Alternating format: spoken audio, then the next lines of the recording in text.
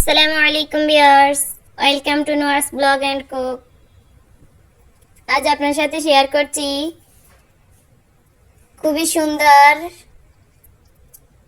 একদম নতুন একটা রেসিপি মিষ্টি আলু দিয়ে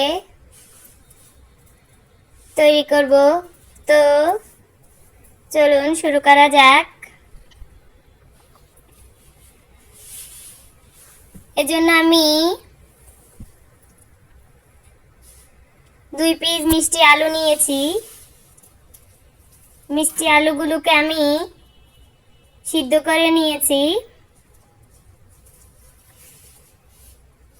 এখন এগুলাকে খোসা ছাড়িয়ে নেব।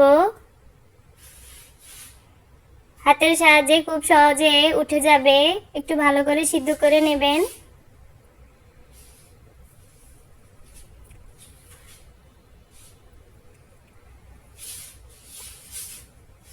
আপনারা চাইলে আগে আলুর খোসাটা ফেলে পরেও সিদ্ধ করতে পারেন। আমার কাছে এটাই সহজ মনে হয়েছে, তাই আমি এভাবেই সিদ্ধ করে নিয়েছি। তো দেখুন, আমার খোসা ছাড়ানো হয়ে গেছে।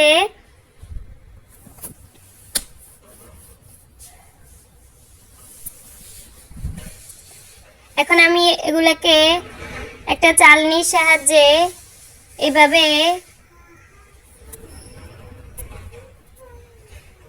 ম্যাশ করে নিচ্ছি, এতে করে এটা অনেক স্মুথ হবে।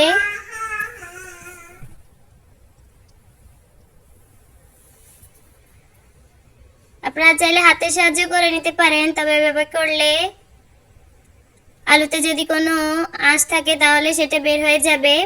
তো দেখুন, আমার হয়ে গেছে ম্যাশ করা। এখন আমি এতে কর্নফ্লাওয়ার দিয়ে দিয়েছি 1/3 কাপ, 1/3 কাপ দিয়ে দিয়েছি চালের গুঁড়ো, 1/4 কাপ দিয়ে দিয়েছি চিনি,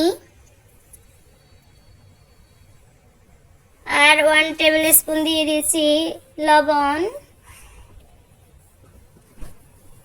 এখন এগুলাকে আমি হাতের সাহায্যে ভালো করে মেখে নিব। মেখে খুব সুন্দর করে একটা খামির তৈরি করে নেব।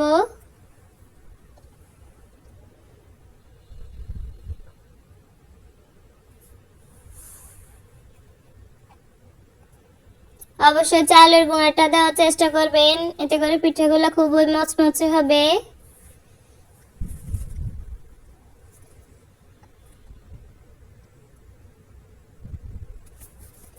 একটু সময় নিয়ে মেখে নেবেন,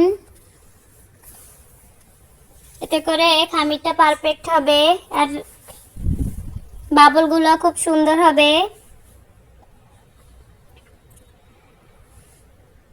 তো দেখুন, আমার খামিরটা হয়ে গেছে। এখন আমি একটু একটু করে খামির নিয়ে বলের মতো শেপে গোল করে নিচ্ছি। এজন্য হাতে আমি হালকা সয়াবিন তেল লাগিয়ে নিচ্ছি, এতে করে ডোটা আর হাতে লাগবে না। এই যে দেখুন, এভাবে গোল গোল শেপে আমি বলের মতো করে নিচ্ছি। এভাবে সবগুলোকে আমি সম্পূর্ণ ডোটাকে বল আকারে শেপ দিয়ে নিচ্ছি।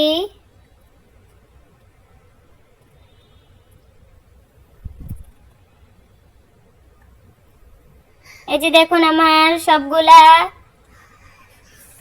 বল বানানো হয়ে গেছে। এখন আমি ভেজে নেওয়ার জন্য চুলায় একটা পাত্রে তেল গরম করে নিয়েছি। এখন বলগুলাকে ছেড়ে দেব।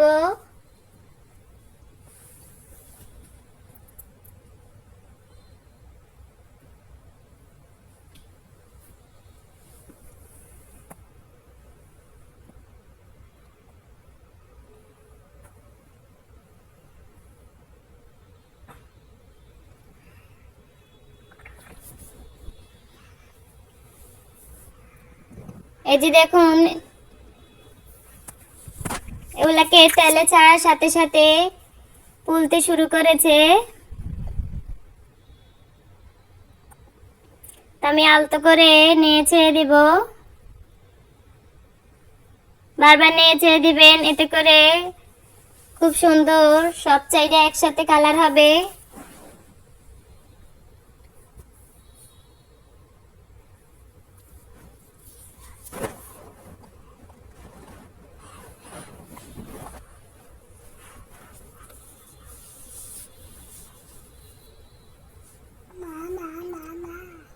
পিঠাগুলা দেখতে যেমন সুন্দর, ঠিক খেতেও তেমন মজা। আপনারা অবশ্যই বানাবেন, আর কেমন হয়েছে তা অবশ্যই কমেন্টের মাধ্যমে জানাবেন। তো আমার ভিডিওটি যদি আপনাদের ভালো লেগে থাকে অবশ্যই একটা লাইক করে যাবেন, আর আপনাদের কোনো প্রশ্ন থাকলে তো তা অবশ্যই কমেন্টের মাধ্যমে জিজ্ঞেস করে নেবেন, আর আমার চ্যানেলটি সাবস্ক্রাইব করবেন। তো দেখুন আমার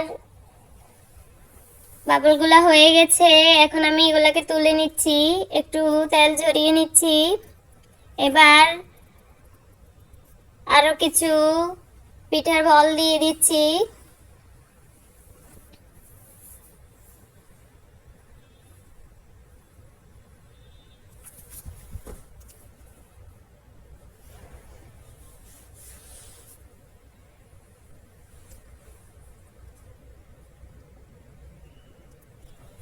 একই নিয়মে সবগুলা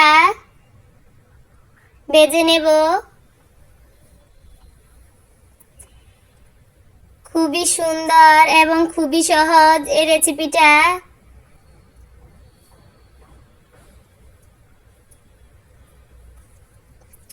বাচ্চারা খেতে খুবই পছন্দ করে। অনেক বাচ্চারা আছে মিষ্টি আলু খেতে চায় না, তো তাদেরকে এভাবে পিঠা বানিয়ে দিবেন, তাহলে অনায়াসে তারা খেয়ে নিবে।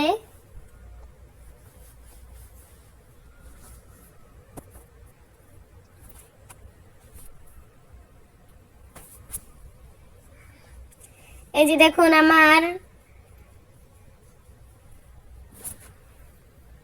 এই বাবলগুলো হয়ে গেছে, আমি তুলে নিচ্ছি।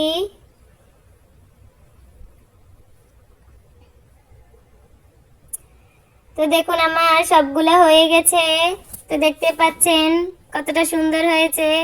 তো ভিউয়ার্স, আজ এ পর্যন্তই। সবাই ভালো থাকুন, সুস্থ থাকুন। আল্লাহ হাফেজ, আসসালামু আলাইকুম।